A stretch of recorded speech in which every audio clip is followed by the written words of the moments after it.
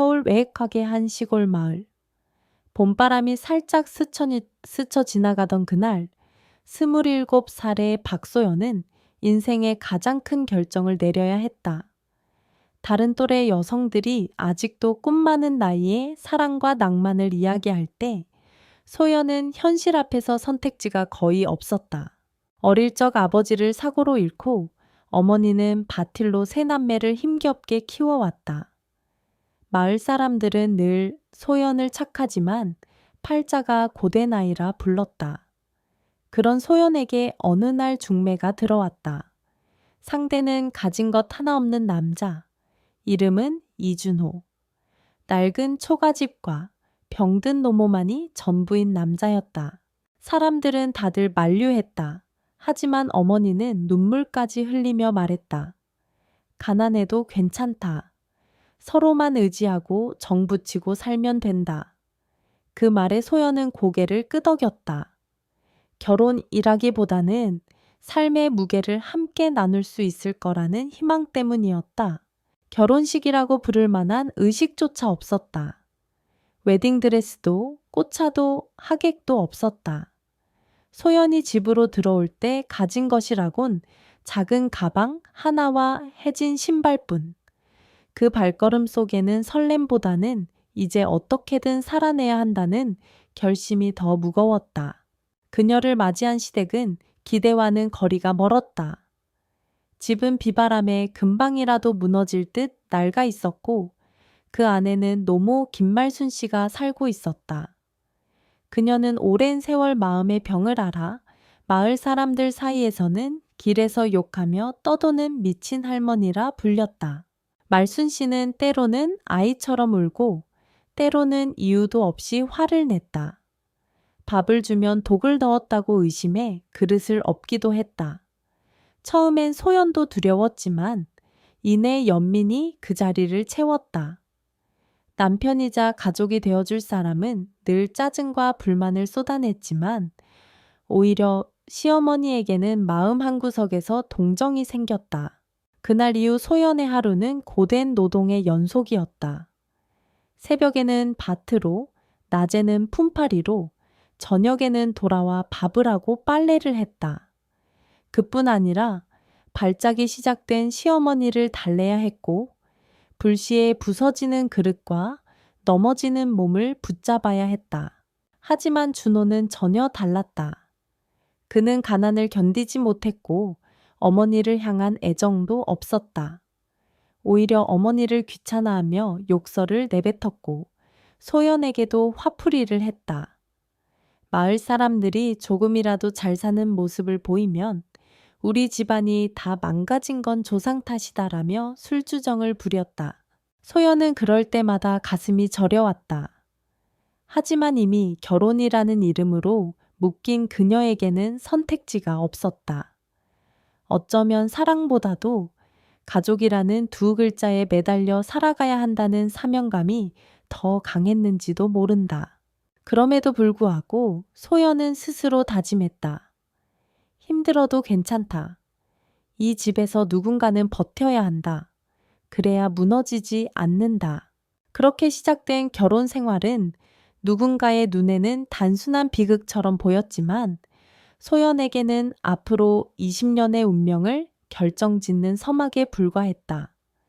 결혼한 지 채 1년도 지나지 않아 소연은 또 한 번 가슴을 찢는 현실을 맞이해야 했다. 남편 준호는 점점 집에 머무는 시간이 줄어들었다.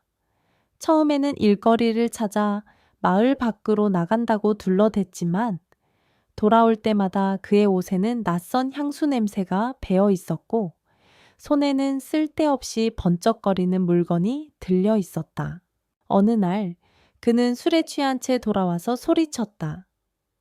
나는 더 이상 이런 가난한 집구석에서 못 살겠다. 미친 어머니랑 하루하루 버티는 게 지옥 같아. 난 다른 삶을 살 거야. 소연은 믿을 수 없었다. 그러나 준호는 이튿날 짐을 챙겨 홀연히 사라졌다. 소식도 편지도 없었다. 이웃들의 말로는 그는 도시에 사는 돈 많은 여자 곁으로 갔다고 했다. 남겨진 건 소연과 병든 시어머니 말순뿐이었다. 말순은 아들이 떠났다는 사실조차 제대로 알지 못했다. 때로는 며느리를 노려보며 소리쳤다. 너 때문에 우리 아들이 안 오는 거야. 당장 집에서 나가. 마을 사람들도 그녀를 위로하려 애썼다. 소연아, 이제 그만 짐 싸서 친정으로 돌아가거라. 내 팔자는 너무 고생스럽다. 여기에 더 있으면 내 인생 다 망가진다. 그 말을 듣고 방 안에 홀로 앉아있던 밤, 소연은 처음으로 크게 울었다. 아버지의 장례에서조차 참아냈던 눈물이 터져나왔다. 하지만 이상하게도 떠나지 못했다. 다음 날 새벽, 시어머니가 발작을 일으켜 쓰러지자 소연은 곧바로 등에 업고 몇 킬로미터 떨어진 읍내 병원까지 달려갔다. 땀과 눈물이 뒤섞여 흘렀지만 그녀는 한 번도 멈추지 않았다. 그 순간 깨달았다. 그래, 남편은 나를 버렸어도 이분은 내 손을 필요로 한다. 누군가는 곁에 있어야 한다. 그날 이후 소연은 완전히 달라졌다. 떠날 수 있다는 생각은 더 이상 없었다. 이제 그녀의 인생은 단 하나 시어머니를 지켜내는 것이었다. 집안은 더 적막해졌다. 남편의 발자취는 완전히 지워졌고 남은 것은 끝없는 노동과 고독뿐이었다.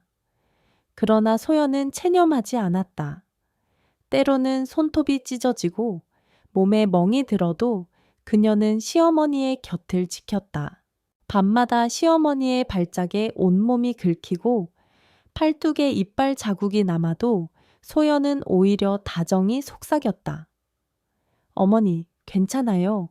제가 여기 있어요. 무서워하지 마세요. 그 목소리에는 원망도 분노도 없었다. 오직 지켜내야 한다는 마음뿐이었다. 주민들은 점점 그녀를 다른 눈으로 보기 시작했다. 저 아이는 참 대단하다. 요즘 누가 시어머니를 그렇게까지 돌보나. 20년의 세월은 그렇게 시작되었다. 한 여인의 희생과 인내가 서서히 전설이 되어가던 순간이었다. 시간은 흘러 남편 준호가 집을 떠난 지 몇 달이 지났다. 소연은 매일 밤마다 같은 고민에 시달렸다. 이대로 살 수 있을까? 나도 친정으로 돌아가야 하지 않을까? 짐을 싸서 떠나겠다고 마음먹은 날, 시어머니 말수는 갑자기 방 안에서 쓰러졌다. 기침이 멈추지 않고 몸은 식은땀으로 젖어 있었다. 순간적으로 소연은 고민할 겨를도 없이 온 힘을 다해 노모를 등에 업었다. 어머니 버티세요. 지금 병원으로 갈 거예요. 몇 킬로미터 되는 길을 달려가는 동안 그녀의 발바닥은 화끈거렸고 숨은 가빠왔다. 하지만 단 한 번도 멈추지 않았다. 사람들은 길가에서 그 모습을 보고 안타까운 눈빛을 보냈다. 저 아이가 왜 아직도 저 집에 매여 있나. 병원에 도착했을 때 말수는 의식을 잃기 직전이었다. 의사는 다행히 위기는 넘겼다고 말했지만 앞으로는 더 많은 보살핌이 필요하다고 했다. 그날 밤 병실 창가에 앉아있던 소연은 깊은 한숨을 내쉬었다. 그래, 나를 원망하고 쫓아내려 했던 분이지만 결국 이분 곁엔 나밖에 없구나. 다음 날 아침 소연은 원래 싸두었던 짐가방을 조용히 내려놓았다. 그 순간 그녀는 깨달았다. 떠날 수 없는 이유가 사랑은 아닐지라도 인간으로서의 의리와 연민 때문이라는 것. 그 후로 소연의 삶은 완전히 달라졌다. 더 이상 자신을 불쌍하게 여기지 않았다. 대신 시어머니를 지켜내야 한다는 책임감이 가슴 깊이 자리 잡았다.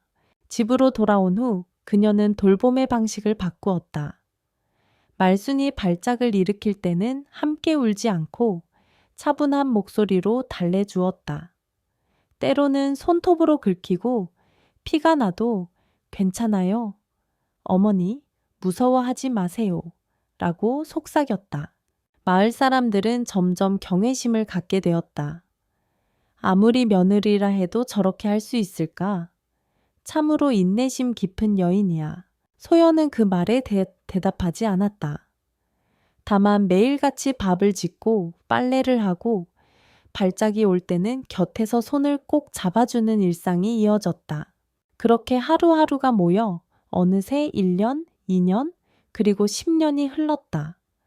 머리카락에는 서서히 흰빛이 내려앉았고 손바닥은 굳은 살로 거칠어졌다.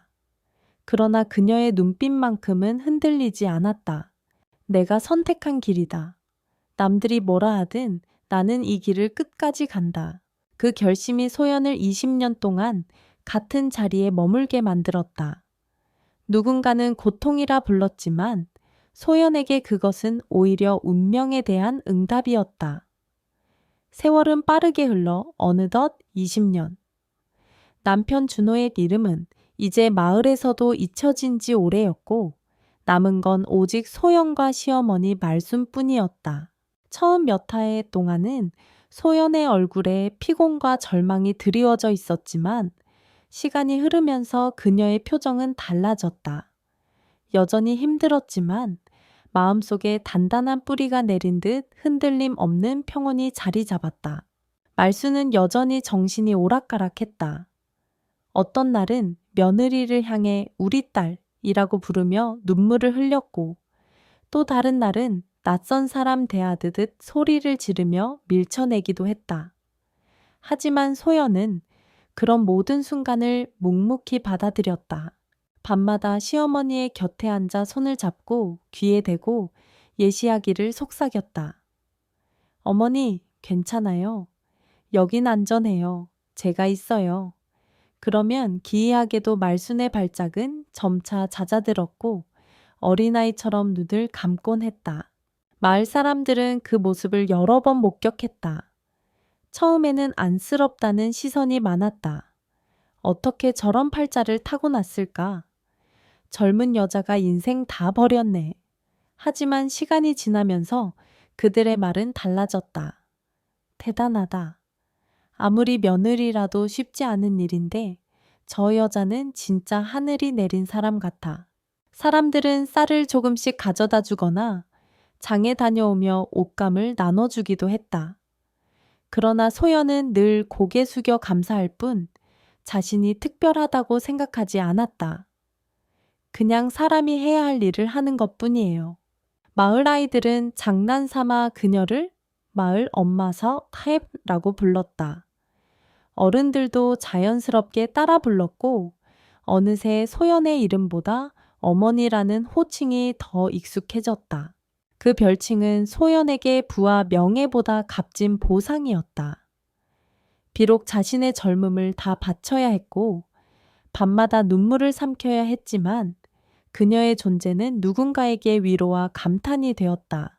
겨울밤이면 소연은 먼저 이불 속에 들어가 몸을 덮인 후 시어머니를 불러 함께 눕게 했다. 여름이면 모기를 쫓으려고 새벽까지 부채질을 멈추지 않았다. 이웃집 사람들은 창밖에서 그 장면을 보고는 고개를 저으며 중얼거렸다. 이 세상에 아직도 이런 며느리가 있구나. 20년 동안 소연의 손은 더 거칠어지고 눈가는 깊은 주름으로 가득했지만 그 속에는 단단한 신념이 새겨져 있었다. 그녀는 결코 자신을 불행하다고 여기지 않았다. 오히려 누군가의 마지막 곁을 지켜줄 수 있다는 사실에서 삶의 의미를 발견했다. 그리하여 마침내 사람들은 그녀를 단순한 며느리로 기억하지 않았다. 그녀는 이제 서부 페르사 마을의 어머니 같은 사람 바모으로 불리게 되었다. 차가운 바람이 매섭게 불던 어느 겨울밤, 소연은 결국 두려워하던 순간을 맞이했다. 시어머니 말수는 마지막 숨을 내쉬며 그녀의 손을 꼭 잡은 채 조용히 눈을 감았다. 장례식은 소박했다. 친척 하나 없는 노모의 상가에 찾아온 사람들은 대부분 마을 주민들이었다. 모두가 고개를 숙이며 말했다. 소연 씨가 아니었다면 저분은 오래전에 세상을 떠나셨을 거야. 그 말에 소연은 눈물을 삼켰다.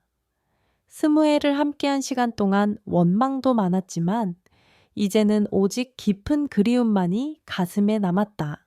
며칠이 지나고 그녀는 홀로 빈집을 정리하기 시작했다. 낡은 사진, 찢어진 옷까지, 먼지가 쌓인 장롱. 손길이 닿는 모든 곳에 지난 세월의 흔적이 배어 있었다.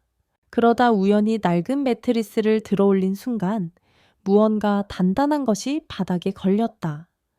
이게 뭐지? 소연은 조심스레 손을 넣어 작은 봉투 하나를 꺼냈다.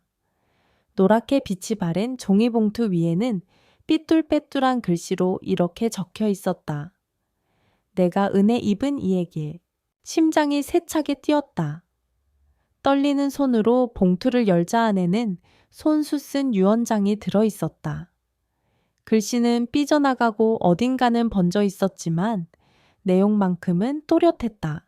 며느리 소연, 네가 아니었다면 나는 진작 이 세상을 떠났을 것이다. 친아들은 나를 버렸지만 너는 20년 동안 나를 지켜주었다.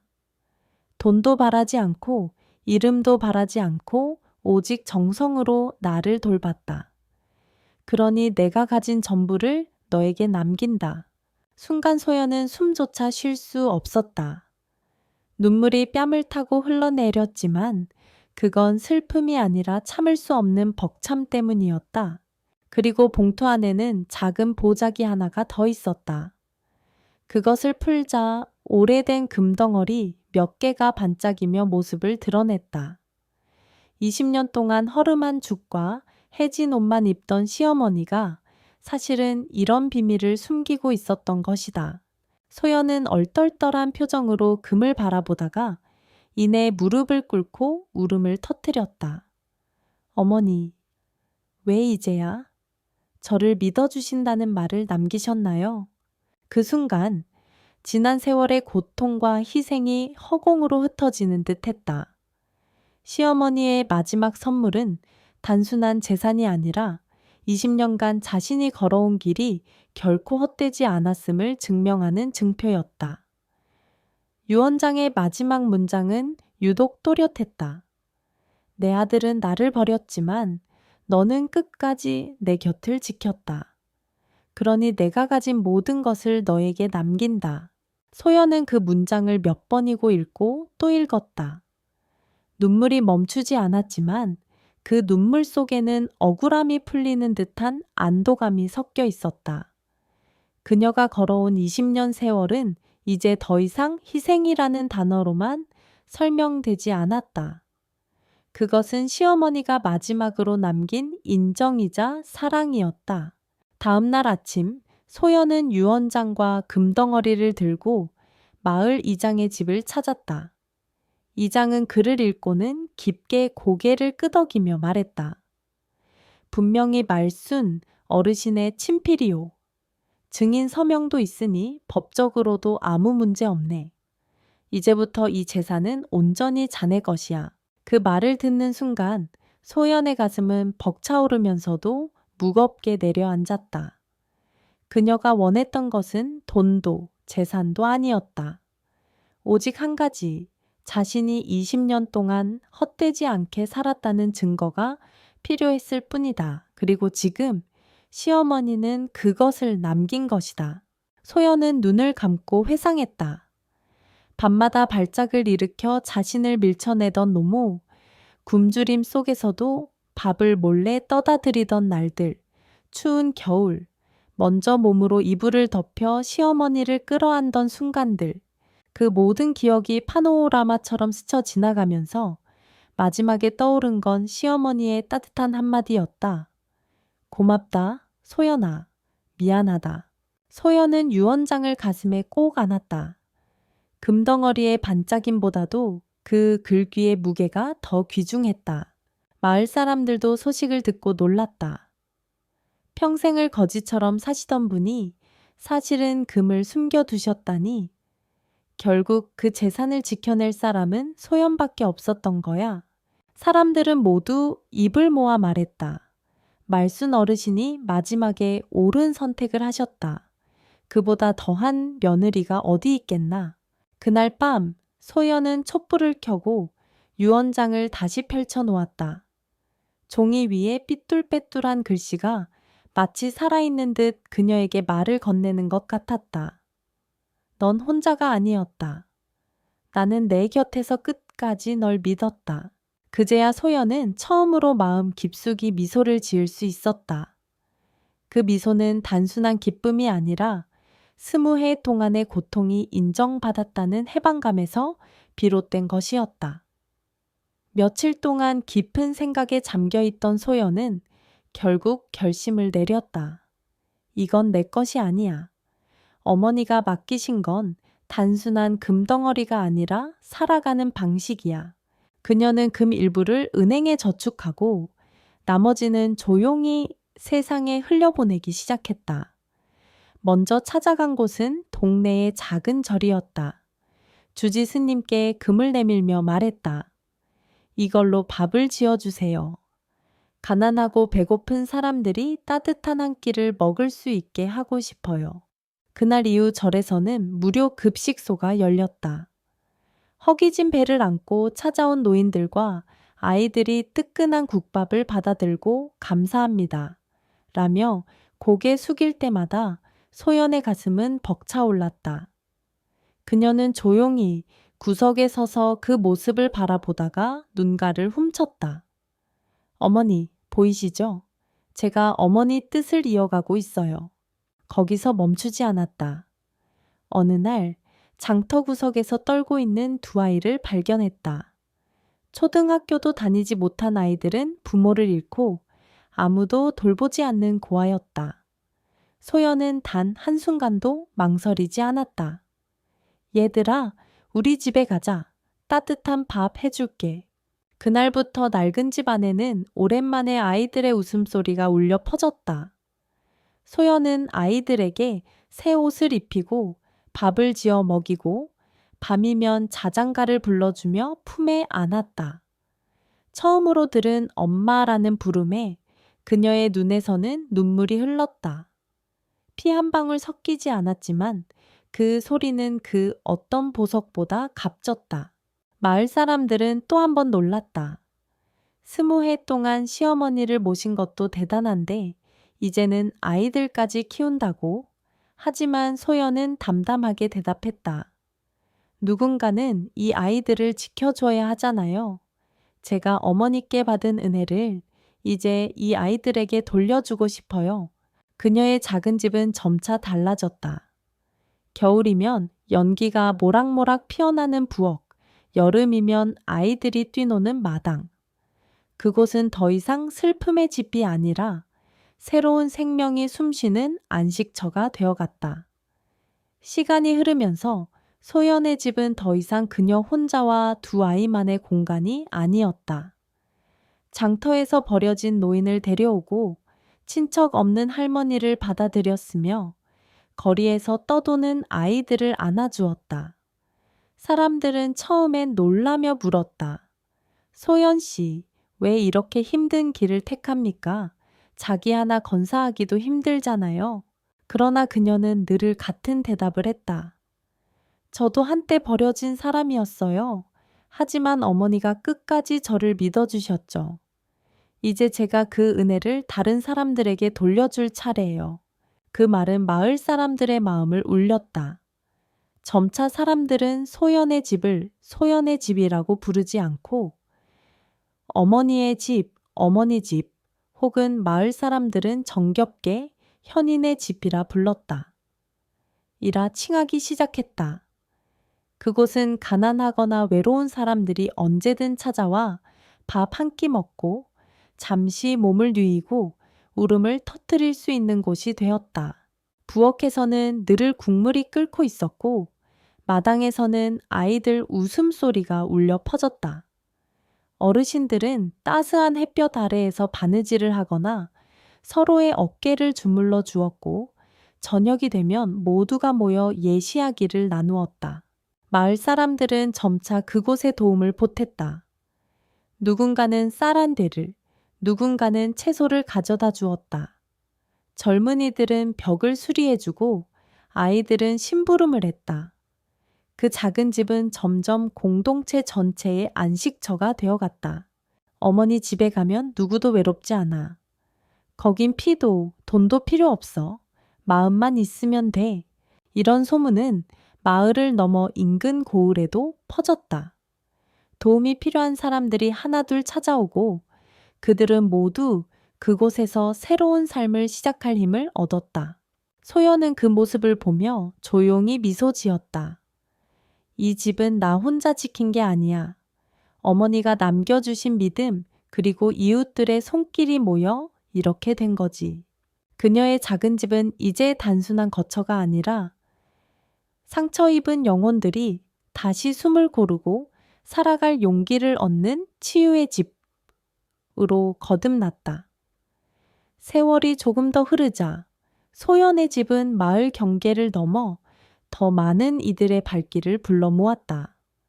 어느 날은 장터 구석에서 떨고 있는 노파가 찾아왔고 또 다른 날에는 부모를 잃은 아이가 이웃의 손에 이끌려 왔다. 소연은 누구도 거절하지 않았다. 여긴 돈이 없어도 괜찮아요. 이름이 없어도 괜찮아요. 그냥 들어와서 밥 한 끼 하고 따뜻하게 쉬고 가면 돼요. 이제 그 집은 더 이상 소연의 개인 공간이 아니었다. 낡은 지붕 아래에서 수많은 발자국 소리가 겹쳤고 웃음과 눈물이 함께 뒤섞였다. 저녁이면 부엌에서 끓는 된장국 냄새가 골목 끝까지 퍼졌고 마당에서는 아이들이 엄마라며 뛰어다녔다. 하지만 그 엄마라는 부름은 이제 소연 혼자만을 향하지 않았다. 집에 머무는 모든 아이들과 노인들은 그녀를 자연스럽게 삼 마을의 어머니 같은 사람발의 터이라 불렀다. 처음엔 소연은 그 호칭이 부담스러웠다. 저는 그냥 며느리일 뿐인데 무슨 어머니예요. 하지만 사람들은 고개를 저으며 말했다.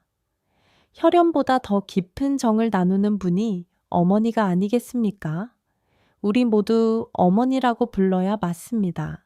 그날 이후 그녀의 이름보다 어머니라는 이름이 더 익숙해졌다. 아이들이 학교에서 돌아오며 어머니 다녀왔습니다. 하고 인사하면 소연의 가슴은 따뜻하게 벅차올랐다. 노인들은 어머니 덕분에 내가 아직 살아있어요. 라며 눈물을 글썽겼다. 마을 사람들도 이 집을 어머니 집이라 불렀다.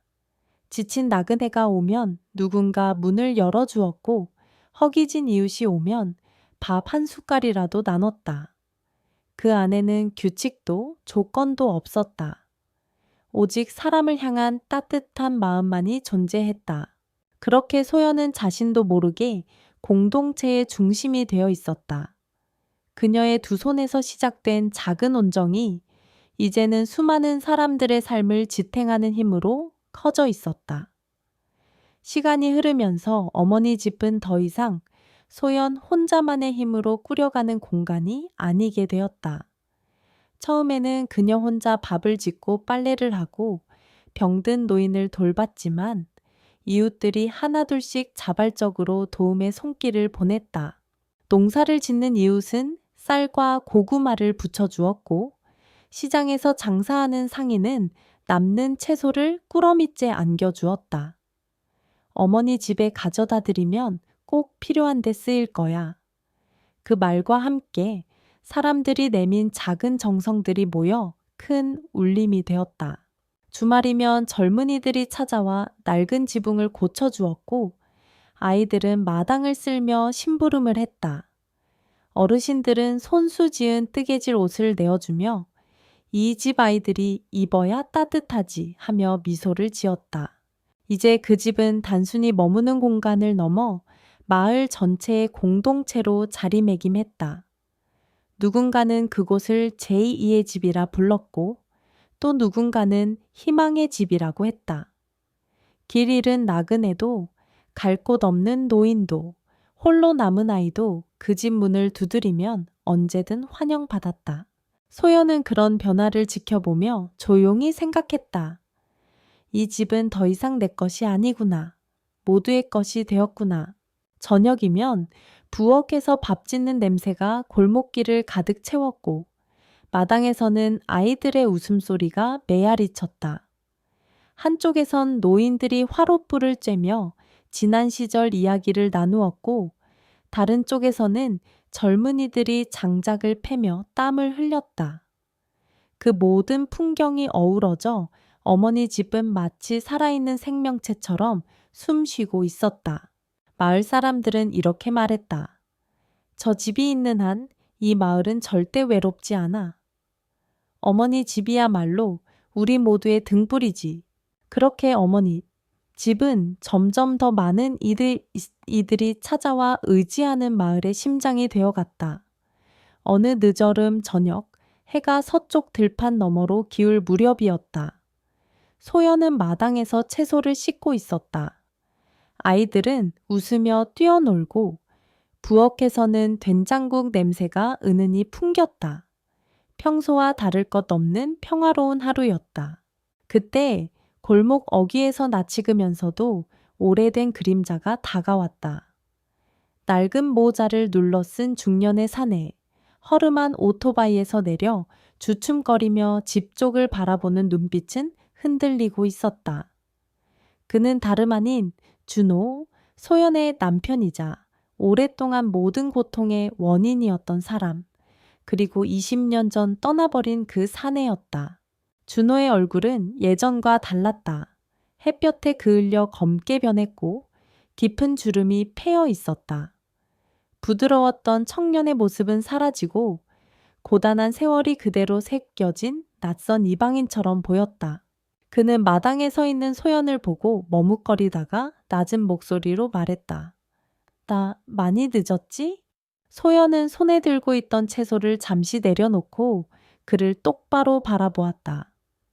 심장이 크게 요동치지도 분노가 치밀지도 않았다. 그저 오래전 기억 속의 한 장면을 다시 보는 듯 담담함만이 가슴에 남았다. 늦은 게 아니에요. 그녀가 조용히 말했다. 그저 필요 없어진 거죠. 준호는 그 말에 고개를 떨구었다.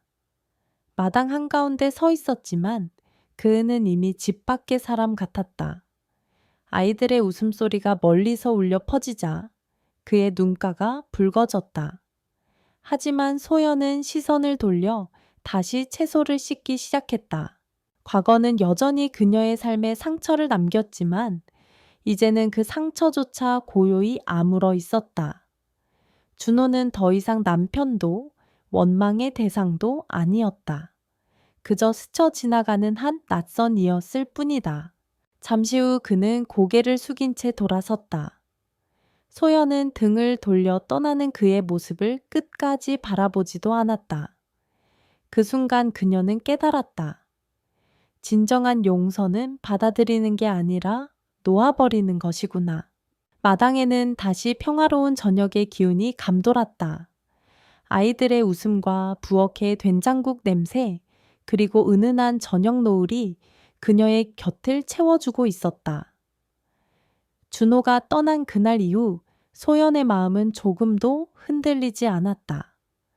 어쩌면 누군가는 오랜 세월 원망했던 사람을 다시 마주한 뒤라면 눈물이나 분노가 터져나올 거라 생각했을 것이다. 그러나 그녀의 일상은 아무 일도 없었던 듯 흐르고 있었다. 다음 날 새벽, 소연은 늘 그렇듯 가장 먼저 일어나 부엌에 불을 지폈다. 아이들이 일어나기 전 죽을 끓이고 쌀을 씻으며 하루를 시작했다.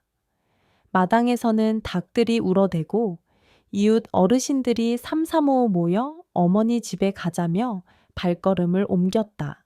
사람들은 여전히 그녀를 본명인 소연이라 부르지 않았다.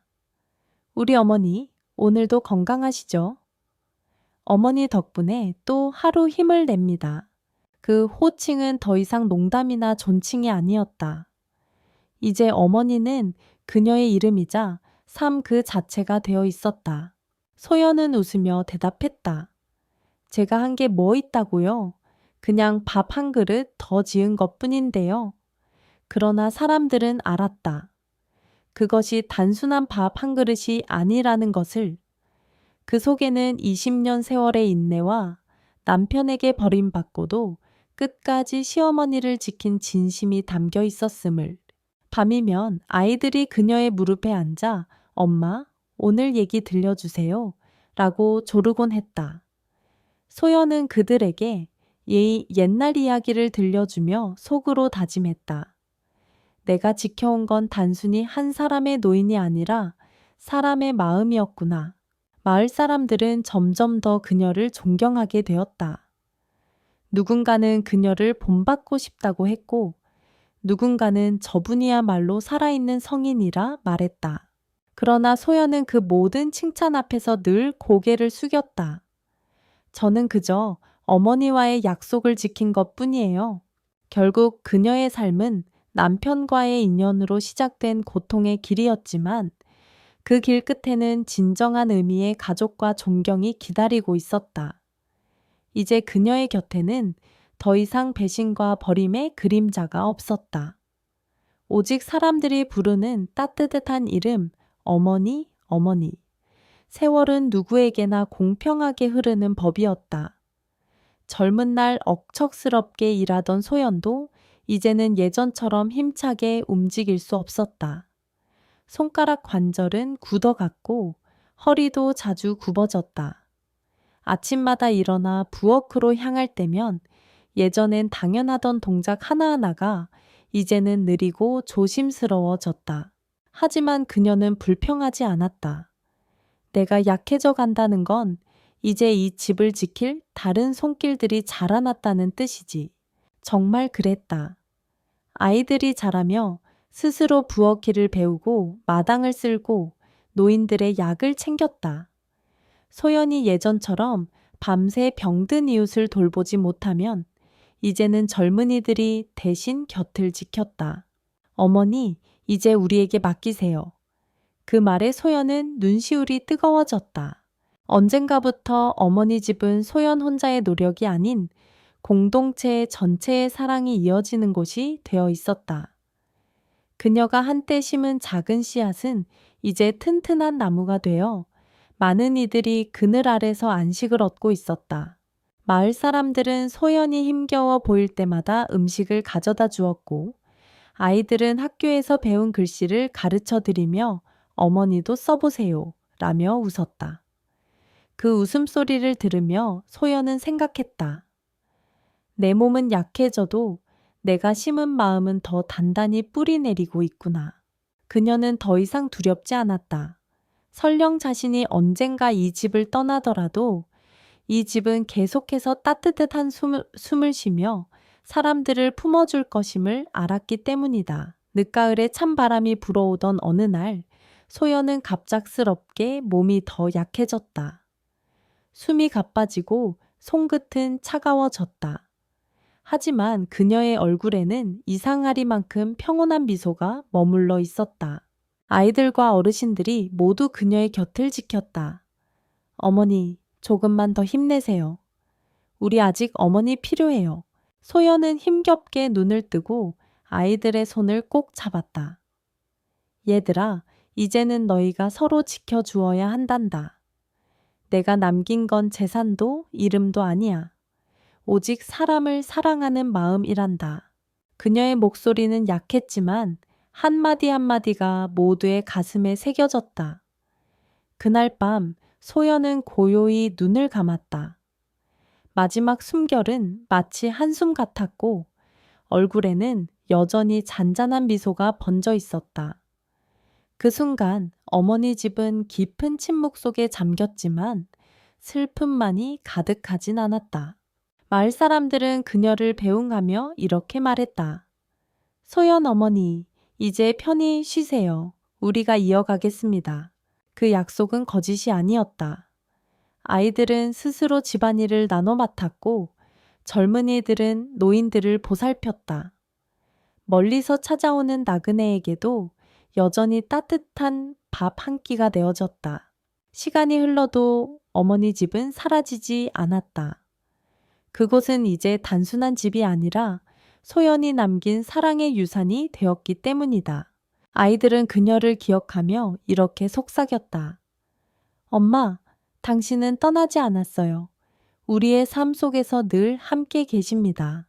그리고 사람들은 여전히 그 집을 찾았다. 마당 한켠에는 소연이 늘 앉던 의자가 그대로 놓여 있었고 저녁이 되면 모두가 모여 촛불을 켜며 조용히 기도했다. 어머니, 오늘도 우리를 지켜봐 주세요. 그렇게 어머니, 집은 그녀가 떠난 뒤에도 끝없는 사랑과 연대의 상징으로 살아남았다. 소연의 삶은 결코 순탄치 않았다. 젊은 나이에 남편에게 버림받고 오랜 세월 시어머니의 광증을 홀로 감당해야 했다. 그녀의 두 손은 상처투성이었고 눈에는 수많은 눈물이 고였지만 그 속에서 누구도 꺾지 못한 강인한 마음이 자라났다. 사람들은 종종 묻곤 했다. 어떻게 그 긴 세월을 견뎌내셨어요? 소연은 늘 미소로 대답했다. 사람을 버리지 않으면 삶도 나를 버리지 않아요. 그녀의 말처럼 그녀가 지켜낸 것은 단지 한 명의 시어머니가 아니었다. 세상에서 잊힌 아이들, 버려진 노인들, 길 잃은 나그네까지 모두가 그녀의 품에서 다시 살아갈 힘을 얻었다. 그리고 그녀가 떠난 후에도 그 씨앗은 자라나 더 큰 숲을 이루었다. 아이들은 자라서 또 다른 이들을 품었고 마을 사람들은 그녀의 뜻을 이어갔다. 어머니 집은 더 이상 한 사람의 집이 아니라 세상에 필요한 모든 사람의 집으로 남았다. 이야기의 끝은 곧 새로운 시작이었다. 소연이 남긴 가장 큰 유산은 금도 재산도 아니었다. 그것은 바로 조건 없는 사랑과 끝없는 연대의 정신이었다. 오늘을 사는 우리 역시 그녀처럼 거창한 일을 할 필요는 없다. 단 한 끼 밥을 나누고 단 한 번 따뜻한 말을 건네는 것만으로도 누군가의 인생은 바뀔 수 있다. 소연의 삶이 보여주듯 사람을 사랑하는 마음은 죽지 않는다. 그 마음은 또 다른 이에게 이어지고 세상을 조금씩 더 따뜻하게 만든다.